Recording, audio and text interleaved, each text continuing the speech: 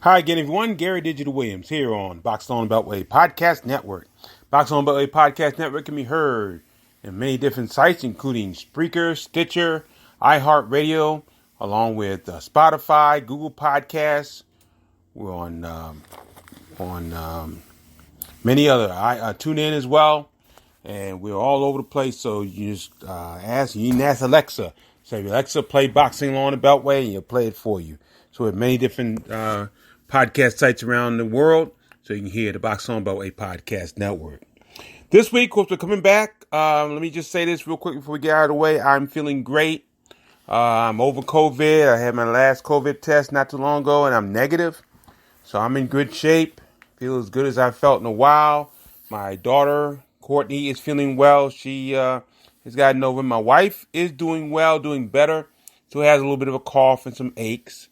And my son is doing well as also. He's recovered.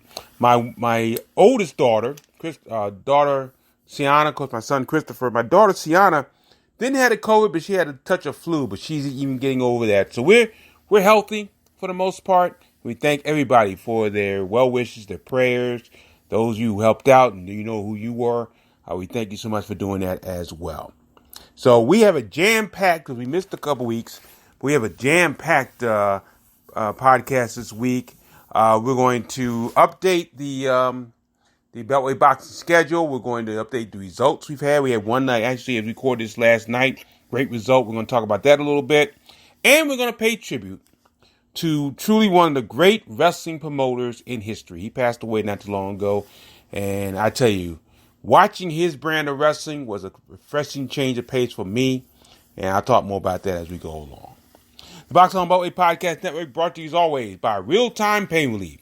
From boxers to ballerinas, for shoulder pain and muscle strain, everything in between, Boxing Along the Beltway recommends Real Time Pain Relief, the natural, plant-based, safe, fast, and effective ointment.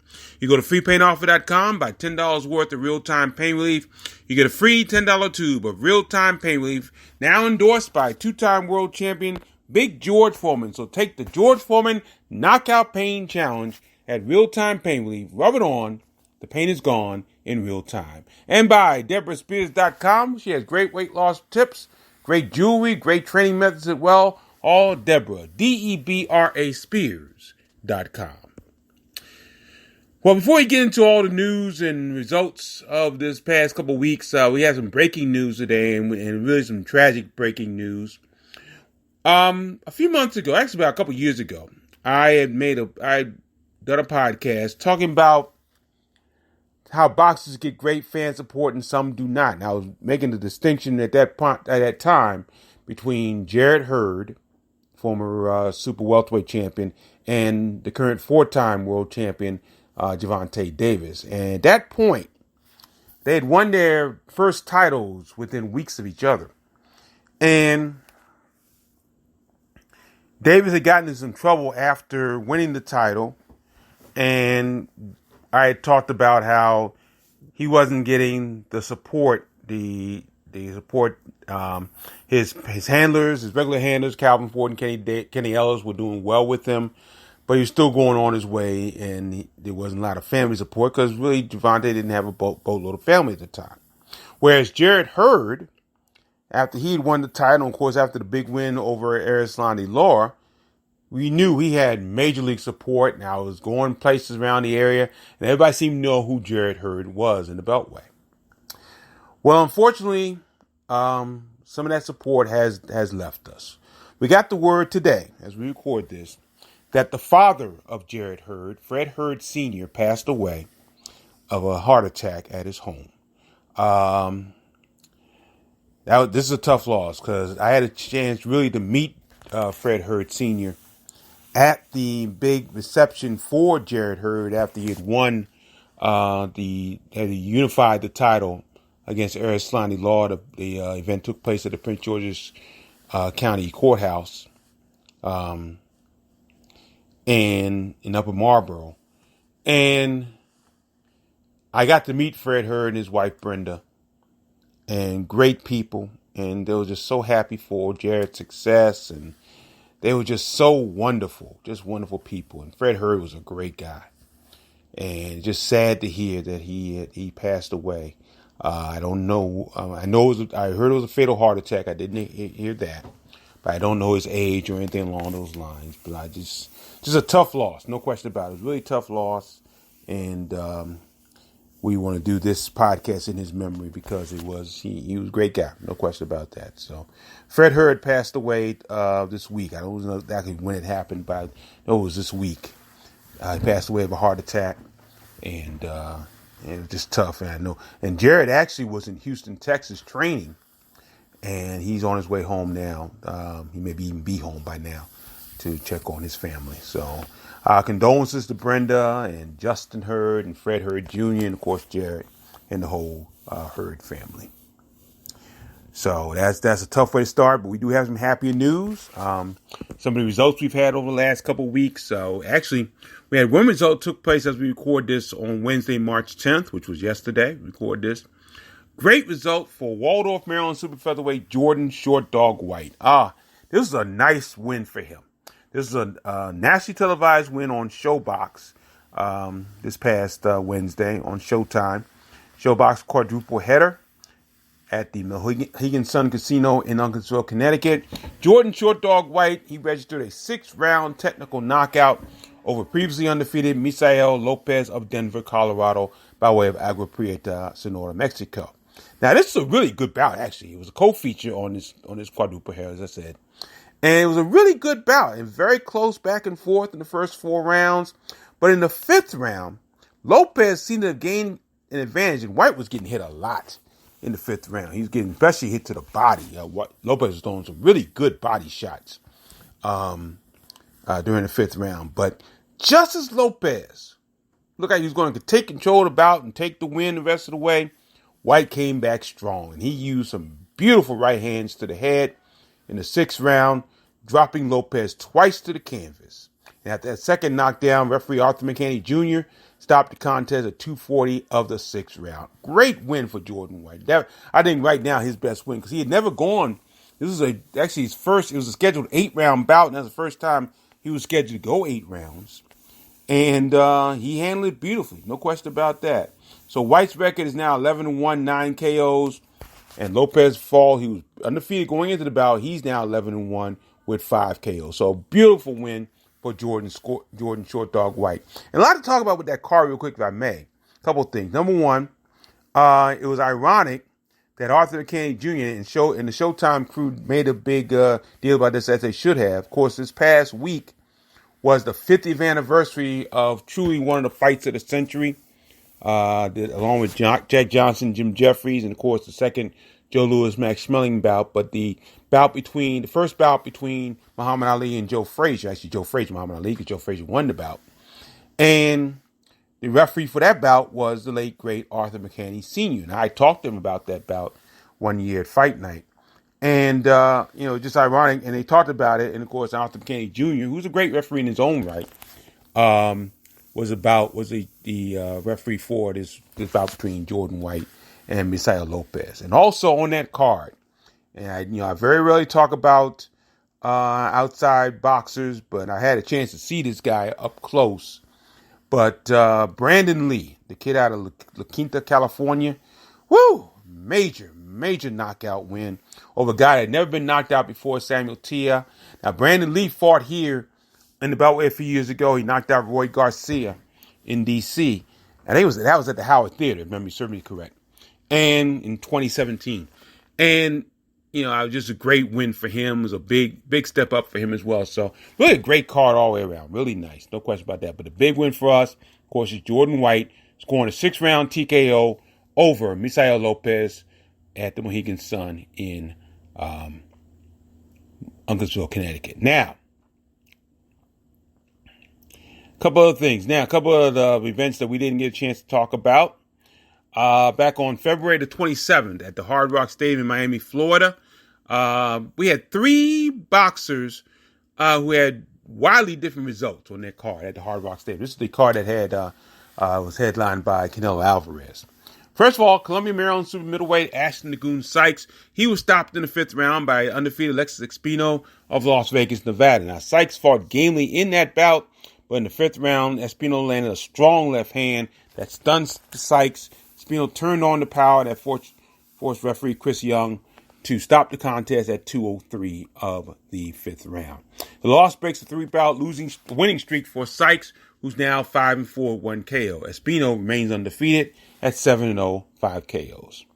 Also in that card was the debut of Alexander, Virginia lightweight Keyshawn Davis. His debut was successful. He scored a second-round knockout over Lester Brown of Nassau, Bahamas. Now, Keyshawn Davis is originally from Norfolk, Virginia, but he is training with K. Karoma in Alexandria. Davis established his jab early, I should say, and often on Brown before knocking him down with a right hook a minute to go in the second round. Davis kept on the pressure before referee Teles Asiminos stopped the bout at 2:50 of the round. Brown is now 4-4 and 3-1 KO, and Keyshawn Davis is scheduled to be back in action early in April. We'll talk more about that as we go on. He's scheduled to be back in action pretty quickly. Now, interesting bout in the one of the co-feature bouts. Newport News, Virginia heavyweight Jerry Slugger Forrest. He came back from suffering 3 knockdowns in the first 3 rounds of the bout to earn a 10-round majority draw against Zile Big Bang Zhang of Bloomfield, New Jersey, by way of Zhukou, China. Now, in this bout, and I had a chance to see this bout, Zhang dropped Forrest late in the first round, counterleft hook to the body. He sent him down to the canvas in the second round with a sweeping right hook, and Forrest fell again in the third round because of a short Zhang right hand. Now, as the bout went on, 2 things happened. Number 1, Forrest came back and he dominated the bout. Zhang at the same time started to tire. And in the 9th round, Zhang would lose a point for holding as Forrest would land quality shots to the head and the body. And really, I thought Forrest was going to win the bout because of it. I really did, because when Zhang lost that point and Forrest was coming on so strongly, I really thought he'd win the bout. And Forrest did finish the bout with a strong 10th round. And he did win one scorecard at 95-93, but the other 2 judges scored the contest even at 93-93. But really, a really quality, gutsy contest by Jerry Forrest. Probably, I think his best fight as a pro, in all honesty, in my opinion. And against a quality opponent in Zhang. Forrest is now 26-4-1, 20 KOs. Zhang remains undefeated at 22-0-1 with 17 KOs. But really, really nice performance by Jerry Forrest in that bout. So those are 3 bouts that took place on the card at the Hard Rock Stadium in Miami, Florida. That was on Saturday, February 27th. On Friday, February 26th, at the Hits 55 in Covington, Kentucky, Baltimore, Maryland super bantamweight Glenn DeZern had a first-round knockout of Dakota Laster of Hannibal, Missouri. No word on the time of the knockout. DeZern has won 4 bouts in a row, and his record is now 13-2-1, 9 KOs. Laster falls to 3-13-1 with 3 KOs. So a big win for Glenn DeZern out of Baltimore, Maryland. So a great win for him as well. Now, let's go over the March schedule, because we still have some more bouts in there. And it's going to be an interesting schedule this month, because some interesting bouts are on this schedule coming up. Now, on Friday, March 19th, at the Brian Glazer Family JCC Auditorium in Tampa, Florida, Baltimore, Maryland heavyweight Cortez Dunstan. He'll be in a 4-round contest against DeMonte Cherry of Wilson, North Carolina. Dunstan is 2-0 with 1 KO. He's coming off a 4-round unanimous decision win over Joseph Coates. That was on February 20th in Miami, Florida. Now, DeMonte Cherry is 1-8 with 1 KO. He's lost his last 4 bouts by a first-round knockout. This will be the second time Cherry has fought against the Beltway boxer. He lost by first-round TKO to Mike Ballaghan in Washington, D.C. at the Sphinx Club in December of 2016. So that's 1 bout there, Friday, March 19th. Brian Glazer Family JCC Auditorium in Tampa, Florida. Cortez Dunstan, who's originally from Florida, he will take on DeMonte Cherry in a 4-round bout. Also on Friday, March 19th, and this is where it gets interesting here. And I'm wondering how I should cover this. I guess it is boxing as such, but it's a little different. And we're talking about the bout that take place at the Civic Center in Biloxi, Mississippi. That's where former WBO super lightweight champion DeMarcus Chop Chop Corley, he will compete for the first time in a bare knuckle boxing bout. It's scheduled for 5 rounds against Reggie Barnett Jr. of Chesapeake, Virginia. Now, Corley, as a pro, is 51, 33-1 with 28 knockouts, but he's never participated in a bare knuckle bout. Meanwhile, Barnett, who is 6-2, 2 KOs as a pro boxer, he is 5-1, 1 KO in bare knuckle bouts. So, on the surface, it looks like Barnett would have the advantage over Chop Chop, but we shall see. That's going to be on Friday, March 19th, Civic Center, Biloxi, Mississippi. DeMarcus Chop Chop Corey, WBO Super Lightweight Champion, Washington, D.C. He will take on Reggie Barnett of Chesapeake, Virginia in a scheduled 5-round bare knuckle bout. Saturday, March 20th at Greenville, South Carolina, the educated boxer Dorian Bostic of Dundalk, Maryland, originally from Cheraw, South Carolina. He'll be in a 6-round contest against an opponent to be determined. Bostic is 5-0, all 5 of his wins by knockout. He's coming off a 4th-round TKO over Miguel de Jesus Fuentes on December 18th in Ocotlan, Mexico. So, Dorian Bostic, I looked at his schedule. He's going to be very busy as we continue into 2021 because he's got, I think, 3 bouts scheduled in 2021 coming up. So that's a 6-round bout. And actually, that'll be the first time that Dorian Bostic is scheduled for 6 rounds. And so he'll be up against an opponent to be determined on that card. That's Saturday, March 20th in Greenville, South Carolina. Then on Friday, March 26th in Medley, Florida, 2 Baltimore boxers will face off on this card. Welterweight Samuel Unbelievable Nikwe. He'll take on Kevin the Scarecrow Womack Jr. in a 6-round bout. Nikwe is a native of Accra, Ghana. I think he spent some time in D.C. as well. He's 23-3 with 16 KOs. He hasn't fought since he lost a 10-round split decision to Blair Cobbs in February of 2020 in Anaheim, California, and that was for the Cobbs' NABF welterweight title. And Nikwe lost a close decision there. Meanwhile, Womack is 9-20-4 with 7 KOs, but he hasn't fought since December of 2019, and he's been stopped in his last 3 contests. That'll be on Friday, March 26th in Medley, Florida. 2 Baltimore boxers, Samuel Unbelievable Nikwe, battling Kevin the Scarecrow Womack Jr. Then there'll be 4 locals competing on a card on Saturday, March 27th at the Thomas Gymnastics Training Center in Rock Hill, South Carolina. Baltimore, Maryland super featherweight Malik King Warren, signed by Mayweather Promotions. He'll compete in his first scheduled 6-round encounter against an opponent to be determined. Warren is 4-0, 4 KOs, coming off a first-round TKO win over Dreon Merriweather on February 20th in Greenville, South Carolina. Meanwhile, Baltimore female super featherweight Mia Killer Bee Ellis, she's looking for an opponent for her 4-round encounter. Ellis is 2-0, 2 KOs. She scored first-round TKOs in both her previous bouts. Oxon Hill, Maryland, welterweight Akeem Action Jackson will be in a 4-round bout against an opponent to be determined. Jackson is 2-2, both his wins by KO. He scored a first-round knockout over Jakari Ross on December 11th in North Charleston, South Carolina. So the only boxer on this card from the local Beltway area to have an opponent is going to be super lightweight Stacy Selby out of Upper Marlboro, Maryland. He is training in Baltimore. He'll take on Roderick Gilkey of Memphis, Tennessee in a 4-round encounter. Now, Selby made a successful pro debut, winning by 2nd-round TKO over Jean St. Fard on January 30th in Myrtle Beach, South Carolina. Gilkey is 0-8-1. He's been knocked out in his last 3 contests. So that is on Saturday, March the 27th at the Thomas Gymnastics Training Center in Rock Hill, South Carolina. So that is the March schedule.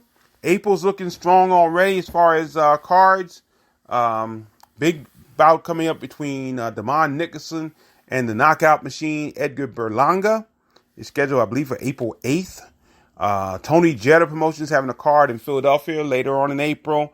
And we talked about Keyshawn Davis fighting in April as well. So April looks to be very, very loaded. We'll talk more about that as we go forward.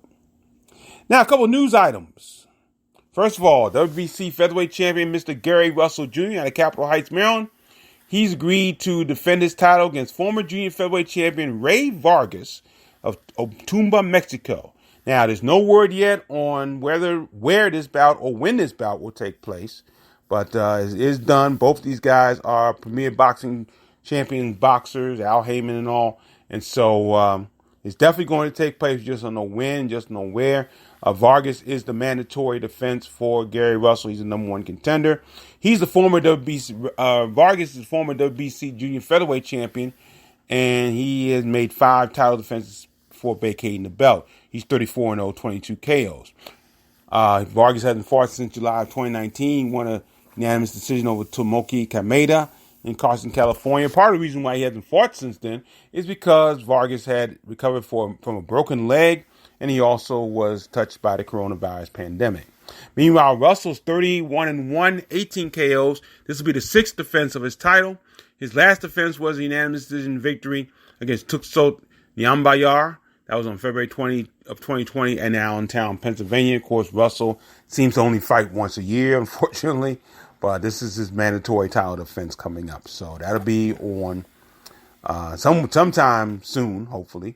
And no word yet when or where this will take place. But it's definitely going to happen. Russell agrees to defend against Ray Vargas for the WBC Featherweight Championship sometime very soon. And also this signing. This is an interesting signing, too. There's been a lot of talk over the last few years, and we haven't talked about him as much as we probably should have. But one of the top amateurs out of our Beltway area is a young man by the name of Julio Hackett, just 17 years old. And he recently signed a professional promotional contract with Mayweather Promotions, and he will compete as a welterweight. Now, Julio Hackett didn't go the traditional route, so to speak. He didn't fight a lot in the Golden Gloves, didn't qualify for the Olympics or anything like that, but he still had an outstanding amateur record, 140-19.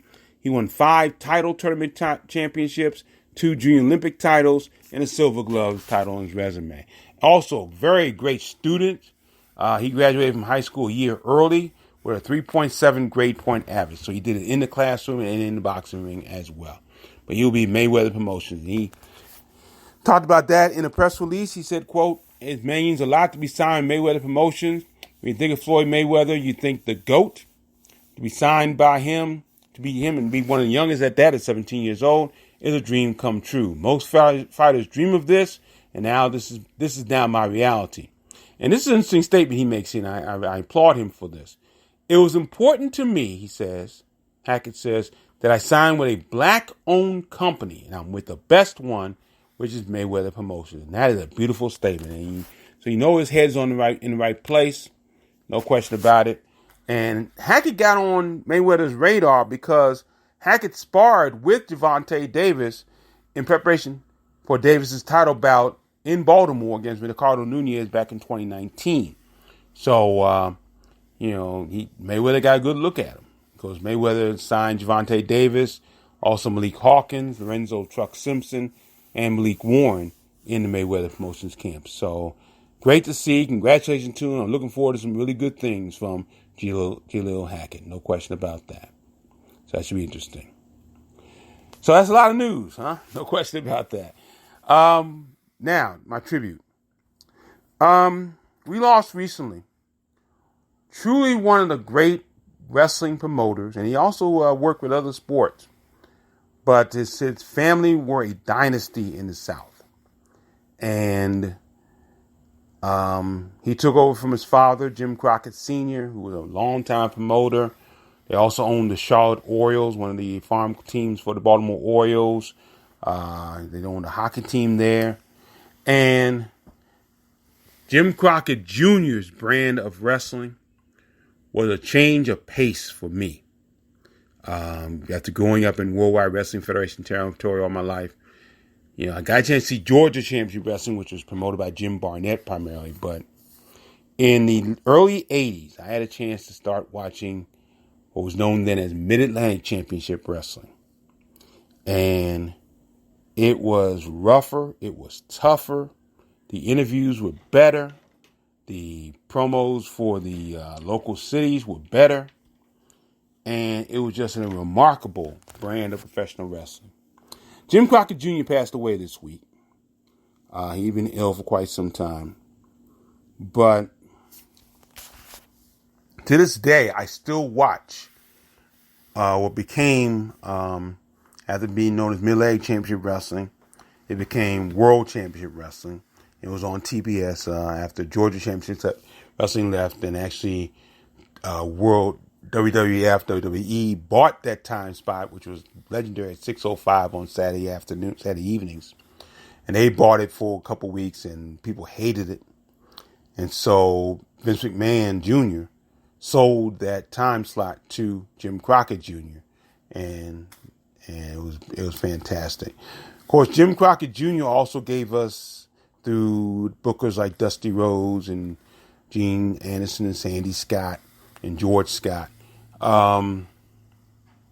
such events as the Great American Bash, Starrcade, the Jim Crockett Senior Memorial Cup, some great events. And when they start expanding their territory, because their territory was primarily the Carolinas and Virginia and Southern Virginia, and it was remarkable. Greensboro Coliseum, Charlotte Coliseum, it was fantastic. But then in the mid to late 80s, they started expanding their territory, going primarily up the East Coast and playing in venues for the most part where the WWE did not play. For example, WWE had Capitol Center at that time. Well, the Jim Crockett Promotions would play at the D.C. Armory in Washington, D.C. They put on some great shows there. Now, in the Great American Bash in 1986, I've talked about this before, was at RFK Stadium. One of the Great American Bash events, and they did all over the country that year. And the second Great American Bash in 1986 was held at RFK Stadium. And the main event was Dusty Rhodes versus Ric Flair for the world title. But to this day, the greatest moment I have ever spent at a live wrestling event was July 2nd, 1987. And that was the Great American Bash when they played the Capitol Center. And what I didn't know going to the card, and I went with a bunch of my friends from college, and I didn't know at the time that that card would be a television taping that was going to be on there two syndicated wrestling shows, Mid-Atlantic Championship Wrestling. I guess at that time it was. No, it was still Mid-Atlantic Championship Wrestling. No, it wasn't. It was NWA Pro Wrestling. Excuse me. It's called NWA Pro Wrestling. And the other show, Worldwide Wrestling. So I didn't know. So now, what happened when you went to a live show in NWA, you didn't always hear the music, the theme music that the wrestlers come out to, whether it be Rock and Roll is King for Rock and Roll Express, Bad Street USA for the Fabulous Freebirds, Iron Man for the Road Warriors, and so on. You didn't hear that, okay, usually. But that night at the Capitol Center for the Great American Bash, we heard all the theme music. And that just added a level of excitement that I didn't expect. I loved. I was into it, and I remember my clothes being totally drenched with sweat when that night was over. It was the great wrestling night. It was fantastic, and that was a Jim Crockett Promotions card. Main event of that card was the Four Horsemen at that time: Ric Flair, Tully Blanchard, Arn Anderson, Lex Luger, against the Road Warriors and the Superpowers, Dusty Rhodes and Nikita Koloff, in an 8-man tag team bout in a steel cage. Tremendous. One of the great tag team matches of all time I ever saw was on that card, the Rock and Roll Express defending their world tag team titles against their arch rivals, the Midnight Express. And this was Bobby Eaton and Stan Lane's version, which I think personally was a better version than Dennis Condrey and Bobby Eaton, but that's another story for another time. But it was just action-packed from start to finish. The Freebirds were on that card. Ivan Koloff was on that card, and Dick Murdoch battled Steve Dr. Death Williams. So you heard Dr. Death's theme song of time, which is Bruce Springsteen's Born in the USA. It was just that at that time they had become the Wrestling Network, and they had merged with the Universal Wrestling Federation, run by Bill Watts at the time. But it was a tremendous night, and Jim Crockett Jr. was an outstanding promoter. He was president of the National Wrestling Alliance at that time. Of course, National Wrestling Alliance had a number of territories, including Mid-South Wrestling, and said Bill Watts, Eddie Graham down in Florida, Championship Wrestling, World Class Championship Wrestling led by Fritz von Erich. But Jim Crockett was the major promoter in the NWA at that time. Don Owen, they had him in Pacific Northwest and other places around the country. And they all tried to battle with Vince McMahon. I remember Jim Crockett teamed up with Vern Gagne, who was the lead promoter of the AWA, former great world champion. They combined to call themselves Pro Wrestling USA. And they tried to compete with the growing promotion that Vince McMahon had at WWE. But Jim Crockett Jr. was an outstanding promoter. I think probably the biggest mistake he made was he tried to go west for a full-time basis. And he had Starrcade 1987, Chi-Town Heat, which didn't go very well. He kind of went away from the strongholds that became part of his territory. Baltimore became a huge stronghold for NWA wrestling. And later become World Championship Wrestling when Crockett sold the territory to Ted Turner. Baltimore was a major stronghold for that. DC did well for Crockett as well. And so he was an outstanding promoter. His shows were legendary to this day. I still watch them on the WWE Network, which soon will be heading to Peacock next month. So I've already got my premium subscription ready for that. And there's still outstanding wrestling. He had all the talent in the world with Ric Flair and the Four Horsemen, Dusty Rhodes, Ricky Steamboat, the Koloffs, Paul Jones, the Road Warriors. They had and I'm just scratching the surface, Wahoo McDaniel, Ron Simmons was part of that territory at that time. They had major league talent. Their talent, I think, rivaled and sometimes surpassed what Vince had over in New York at the World Wrestling Federation. So an outstanding promoter has left us. And, I was listening to a podcast just before we went on the air, and not that many territorial promoters left. All of them are just about gone. Eddie Graham has passed away. Fritz von Erich. Eddie Graham. Don Owen has passed away. Really the only ones left, other than Vince McMahon, Bill Watts is probably one of the last of them, who did Mid-South Wrestling and also was president of World Championship Wrestling. Vern Gagne is gone. Just so many of that great territorial period of wrestling, where I remember back in the mid-late 80s, you could literally see like 5 or 6 or 7 promotions in the Washington area. I mean, they all did not appear in the Washington area physically, but through their television broadcasts on cable, as cable was starting to grow. I remember they had a whole week on channel, one of the channels here in DC, Channel 50, had a wrestling show every day at either 5 o'clock p.m. or 6 o'clock p.m. Eastern Time. They'd have NWA Pro Wrestling. They had the UWF. They had AWA on Wednesdays. They had World Class during the week. They even had POW, Powerful Women of Wrestling, and the Gorgeous Ladies of Wrestling. All that a part of that. And then you go on cable, you see Continental Wrestling out of Alabama. You saw the Memphis territory. Jerry is one of the few that's still around in the Memphis territory, of course, with Jerry the King Lawler. You couldn't miss wrestling in the mid to late 80s. That was partly because of Hulk Hogan, what the WWF did back in that time, but it really started to and of course WWF was all over the place, but it was really starting to break loose at that time. And you just saw so many great different styles of wrestling at that time. Of course, one of the kings was indeed Jim Crockett Jr., who passed away this week, and it's a tough loss for all of us here. And condolences to the Crockett family. Of course, his brother David Crockett, one of the announcers, Francis Scott Crockett, and also Jackie Crockett. Tremendous family of professional wrestling promoters. So Jim Crockett Jr. passed away. I believe he was 79 years old. So that's my tribute to one of the great promoters in professional wrestling. That'll do it for another edition of the Box on Beltway Podcast Network. And we thank you so much for your support as always. And Box on Beltway Podcast Network brought to you by Real Time Pain Relief. Go to freepainoffer.com, buy $10 worth of Real Time Pain Relief. Get a free $10 tube of Real Time Pain Relief and take the George Foreman Knockout Pain Challenge. For Real Time Pain Relief, rub it on.